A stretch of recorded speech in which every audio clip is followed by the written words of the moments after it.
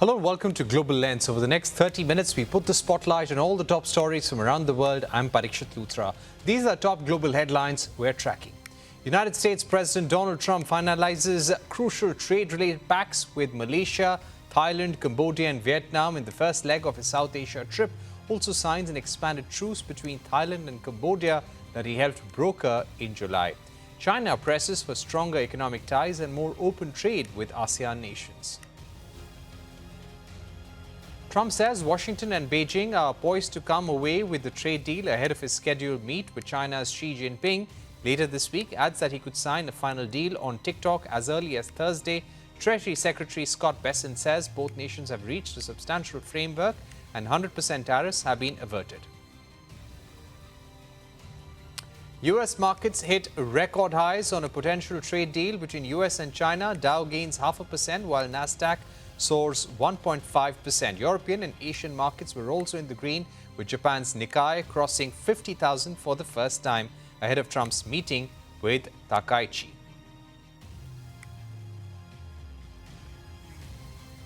Our top story, US and China's trade talks may have grabbed the spotlight at the ASEAN summit, but sources say the India-US trade deal is also close to completion. Here's the latest. External Affairs Minister EAM Jaishankar met U.S. Secretary of State Marco Rubio on the summit sidelines. Beyond trade, the two leaders discussed a wide range of regional and global issues. Indian government sources say that both sides converge on most topics and a final agreement could be in sight. The meeting marked the fifth round of negotiations thus far in the first phase of the bilateral trade pact between the two nations. At the same time, Rubio's remarks on Pakistan are being seen as an overture to India. He said that while the U.S. sees an opportunity to expand its strategic relationship with Pakistan, nothing we're doing with Pakistan comes at the expense of our relationship or friendship with India, which is deep, historic and important. He added, Indians are very mature when it comes to diplomacy and things of that nature, unquote. U.S. has been increasingly putting pressure on India to reduce its dependency on Russian oil. U.S. President Donald Trump has once again claimed that India is going to stop buying oil from Russia. Speaking to reporters yesterday, Trump reiterated that India will completely cut back its Russian oil purchases, while China will cut back very substantially. But Russian oil is not the only hurdle in this talk. U.S. has also been pushing India to allow American corn and soybean into the Indian market, a move India has blocked over fears of harming Indian farmers and concerns around genetically modified food. With assembly polls in the Indian state of Bihar, a major corn-producing region, around the corner, U.S. imports could provoke a backlash from an influential voting bloc. Now let's listen into what Trump had to say. Will you discuss purchases of Russian oil with Xi Jinping? Are you worried about the Chinese buying Russian oil? I may be discussing it, but you know, China's, I don't know, you probably saw it today, China's cutting back very substantially on the purchase of Russia oil, and India's cutting back completely, and we've done sanctions. Thank you very much, everybody. We're now joined by Nisha Biswal, partner at the Asia Group and former U.S. Assistant Secretary of State for South and Central Asian Affairs. Nisha Biswal, thank you very much for joining us. What is your sense on the situation? In India, we do hear that, yes, a trade deal is around the corner. But then again, Commerce Minister Piyush Goyal said in Berlin, and he spoke of both EU and U.S. in all trade negotiations, that India will never negotiate a trade deal with a fixed deadline and with a gun on its head. So how do you see the different statements coming in, and what's your sense on the current pace of negotiations? Look, Parikshit, first of all, wonderful to be with you, and wishing everyone in India a wonderful festive season.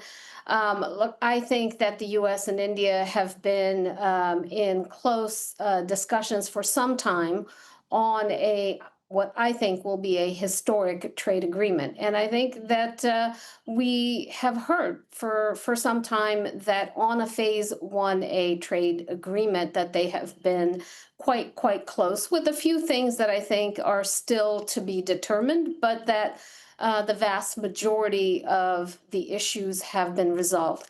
And unlike many of the other trade agreements that are fairly notional and broad in sweep, the U.S. and India actually have some 1,500 of negotiated pages of negotiated text that they have reached agreement on. So this seems to be poised for quite a consequential deal.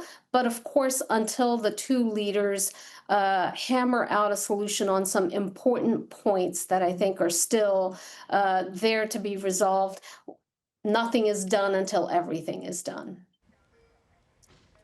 Right. So you're saying that India and US have reached an agreement on almost 1,500 pages of text. And what does this really cover in terms of goods and services and non-tariff barriers?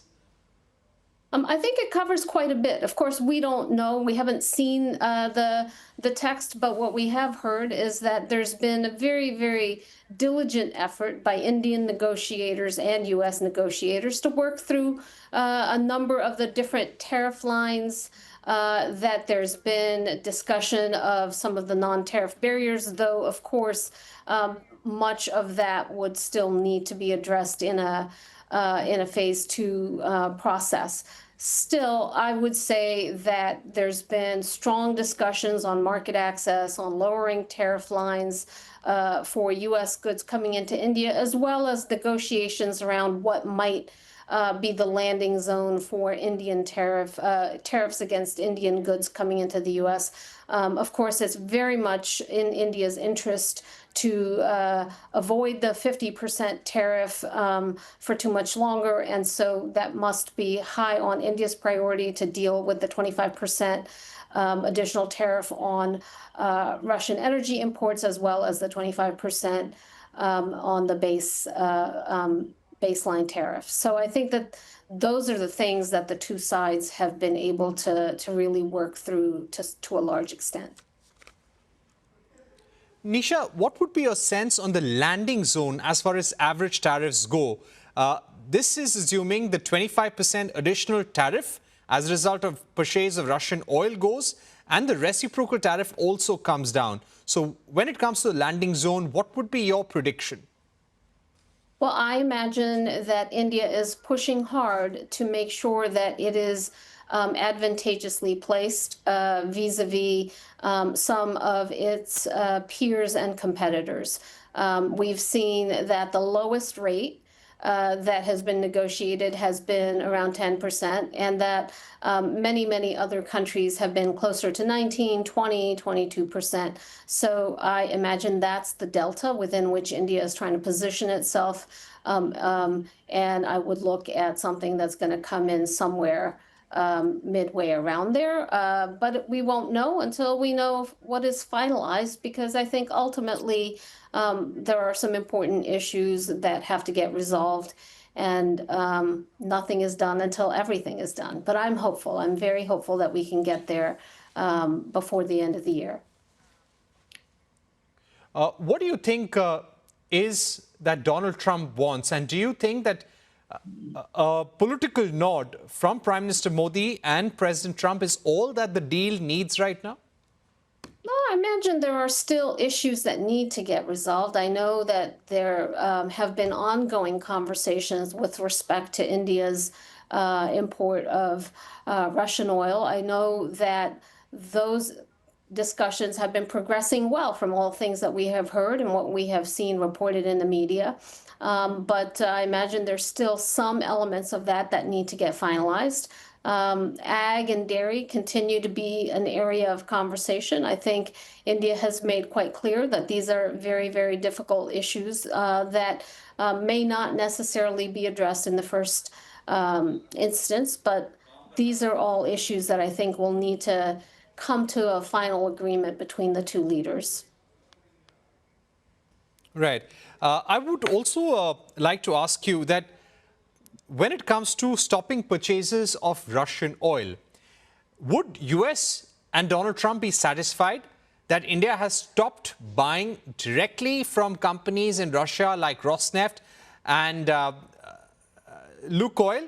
Or would they be also expecting India to stop purchases of Russian oil from third-party intermediaries as well? Because right now the feeling is that, yes, you've sanctioned Rosneft and Lukoil, which are 50% importers of Russian oil. But then what do you do about Russian oil in the high seas being sold by third-party intermediaries? You can't stop that. So do you think President Trump will also expect India to stop buying it from traders?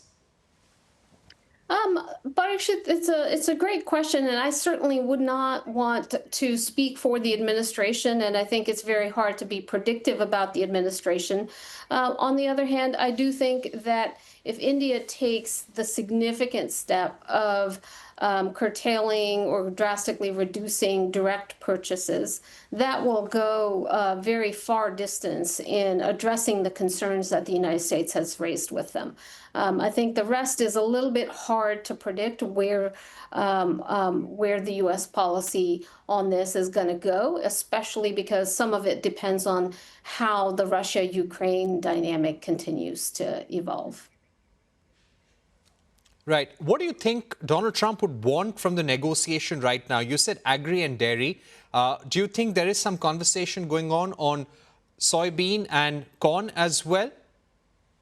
Well, we certainly heard that in the framework that was agreed to on the U.S. and China, that there is a significant commitment of purchasing soybeans by China as part of those negotiations. And I imagine that the U.S. is having those discussions with India, as it has been with all of its major trading partners, discussions on soybean, corn, cotton, other U.S. agricultural products. So there are likely some discussions going on between the U.S. and India. I think India has made clear that it has concerns about GMO in its genetically modified agricultural products in its food supply, but there are probably ways in which perhaps corn for ethanol might be able to meet India's requirements and still provide the United States with some access. So I think those are the kinds of things that probably need to get worked out between the two sides, and we'll wait to see what happens. But the most important thing is that I do believe that things are on a positive track and that there is forward momentum between both sides. And we've seen that the reports of the conversations at the leader level, that there's been a greater frequency of leader level conversations, and there seems to be some positive momentum developing there as well. All right, Nisha Biswal, thank you very much for joining us, giving us your view on the landing zone. What could be the best landing zone for India and the United States in these trade negotiations?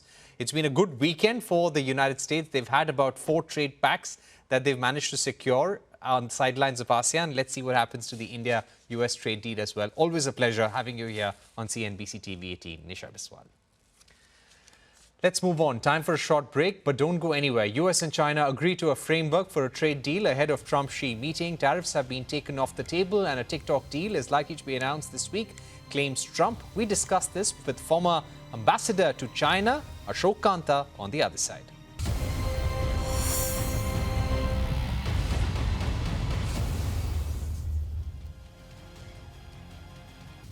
Welcome back to Global Lens. The other top story this evening, the United States and China have averted a full-blown trade war, reaching a framework agreement that paves the way for a potential trade deal ahead of President Donald Trump's meeting with President Xi Jinping later this week, their first since 2019. President Trump said Washington and Beijing are poised to come away with the deal, adding that he has a lot of respect for President Xi.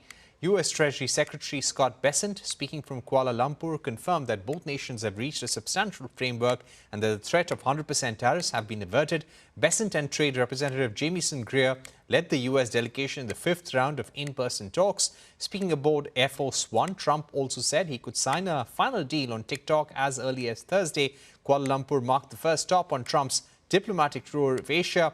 Tensions between the two nations had escalated in September after Washington expanded its export blacklist to include more Chinese companies, while Beijing retaliated with tougher controls on rare earth mineral exports.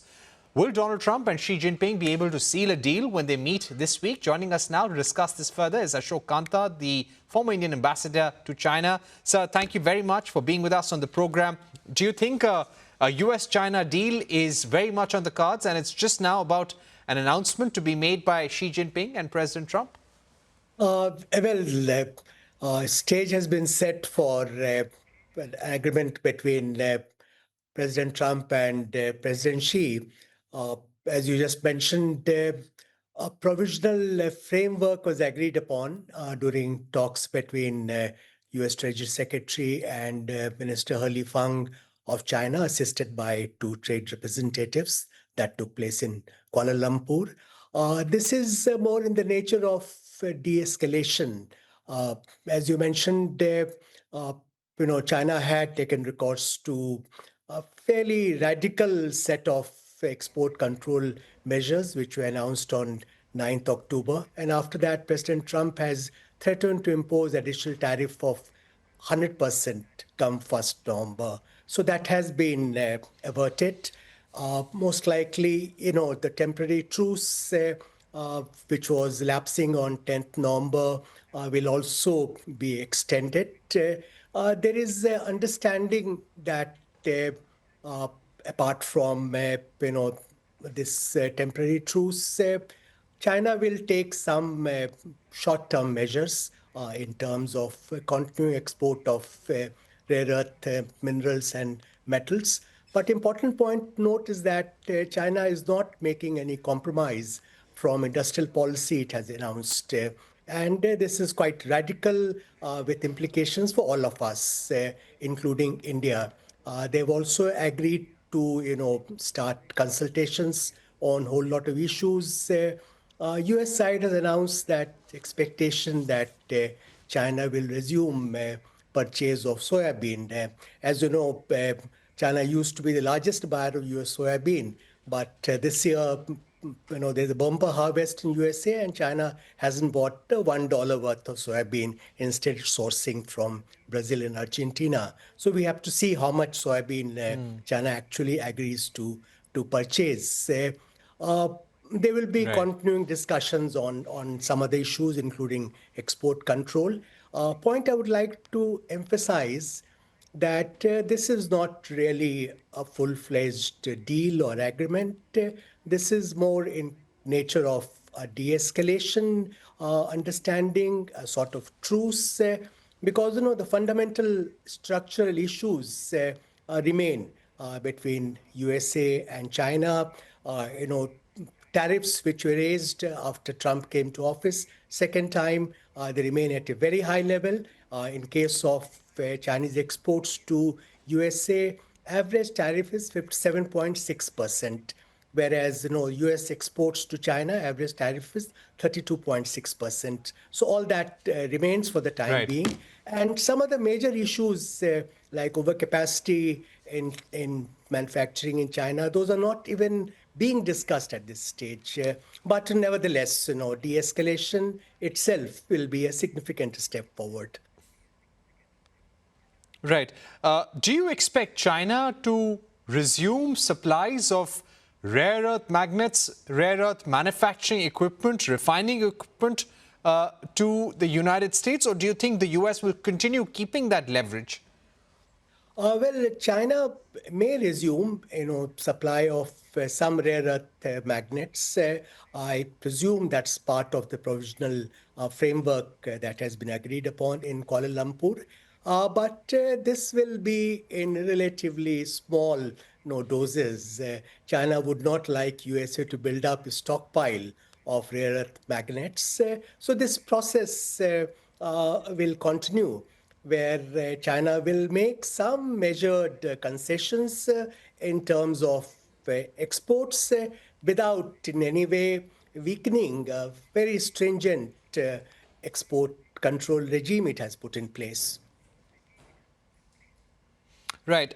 Also to ask you that once President Xi and Donald Trump meet in South Korea on the sidelines of the APEC summit, Ambassador Kantha, do you expect any deal to be reached, or will this understanding that has already been reached between the U.S. trade representatives at the level of Treasury Secretary officials and the Commerce Department officials, this kind of understanding will continue. This truce that we've been seeing continue every 2-3 months. Will there just be an extension of that?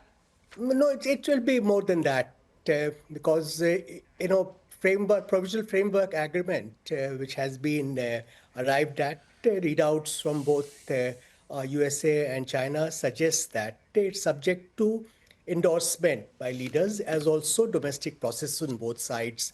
So I expect that there will be political endorsement at the level of President Trump and President Xi. Whether it will be through a joint statement or separate statements, I don't know. I presume there'll also be a timetable for follow-up negotiations, and there'll be annexes. So it will be a substantive understanding, though, as I mentioned earlier, more in the nature of a truce and de-escalation rather than addressing structural issues in China-US trade. Right. Do you expect U.S. to also keep up pressure on China in other geographies? For example, recently the Wall Street Journal had reported about how U.S. had pressurized an entity in Europe which was owned by a Chinese chip maker, and they had forced the Dutch to remove the CEO of that particular company. So do you expect the U.S. to continue putting this kind of indirect pressure in other geographies as well? Parikshit, my assessment is that U.S.-China, contestation, including in trade and technology domains, will continue unabated. Both sides are looking for some breather. As you know, USA is facing certain problems, in terms of employment rates. They are softening. Inflation is creeping up. China also has a serious economic problem, even though last month, its global exports increased by 8%, though its exports to USA, which is its largest market, contracted by 27%. So China is doing reasonably well, but both sides are looking to stabilize situation. But neither is inclined to make any substantive concessions at this stage. It may happen in future, but I don't think what will be agreed upon in Gyeongju or Busan, South Korea, on the margins of the APEC summit will amount to big, beautiful deal President Xi has been talking about. That will have to wait for some more time, if at all it materializes. All right. Thank you very much, Ambassador Kantha, for joining us for a very interesting conversation. And you said that big, beautiful deal with China will just have to wait. Let's move on to other news. The United States also finalized deals related to trade and critical minerals with 4 South Asian countries over the weekend. The agreements were signed during President Donald Trump's visit to Kuala Lumpur for a summit on the ASEAN nations. The Trump administration has said that Malaysia and Cambodia signed trade deals, adding that the countries agreed to cut tariffs on a variety of U.S. exports. The deals also facilitate U.S. access to critical minerals. The countries will in turn receive certain exemptions from Trump's so-called reciprocal tariffs. The White House also said that Thailand and Vietnam have agreed to frameworks for both trade deals. Both countries agreed to cut tariffs on nearly all U.S. goods and reduce regulations on American companies. In return, the U.S. has agreed to identify goods it would exempt from its tariffs on the countries. The U.S. President also presided over the signing of a ceasefire between Thailand and Cambodia. U.S. President Donald Trump also met Brazilian President Lula da Silva on the sidelines of the ASEAN summit in Malaysia. Lula termed the talks as constructive. This was the first time the two leaders met face-to-face since U.S. imposed 50% tariffs on the country.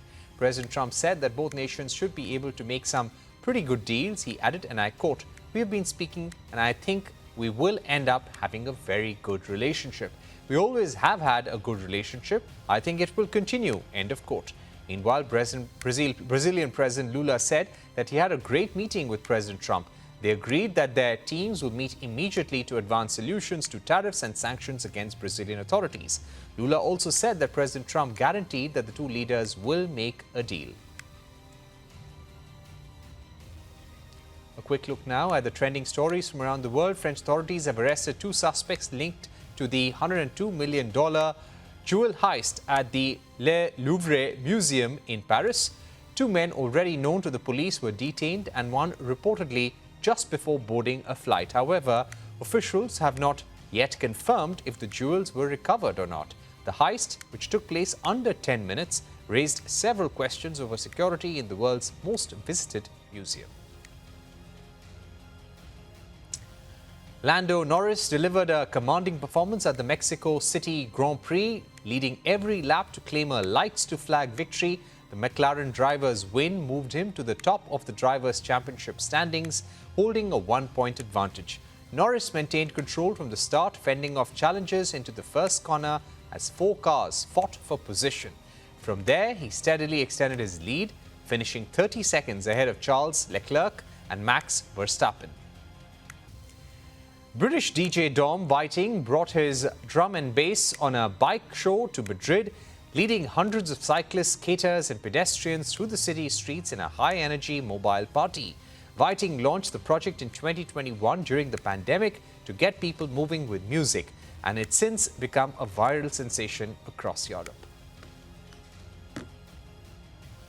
And before we wrap on the final cut, it was a triumph in defeat as Afghan women united made an emotional return to international football, conceding 6-1 to Chad in a FIFA tournament. Banned from playing under Taliban rule, the refugee team celebrated their first match since 2021, even opening the score through striker Nouri's penalty. Captain Fatima Haidari said the moment symbolized their fight for, and I quote, the right to play and to represent our country.